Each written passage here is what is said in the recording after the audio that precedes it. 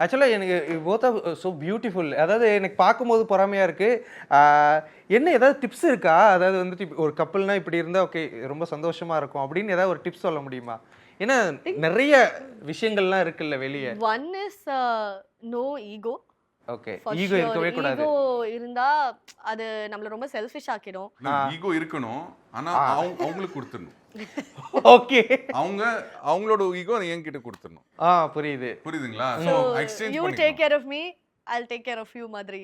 Okay. இது சொல்லுவாங்க இல்லையா, நீ மனச திருடிட்ட அப்படின்லாம் சொல்லுவாங்க இல்லையா. It is ego. ஏன்னா இப்போ நான் வந்து அவளை பத்தி இப்போ என்னை பத்தி நான் யோசிக்க ஆரம்பிச்சேன்னா அப்போ அங்க ஒரு ஒரு ஒரு கிளாஷ் வரும். இப்போ நான் அவளை பத்தி யோசிச்சா அவ என்னை பத்தி யோசிச்சா அப்போ we will be அப்போதானே ரெண்டு பேரும் ஒண்ணா இருக்க முடியும். புரியுது.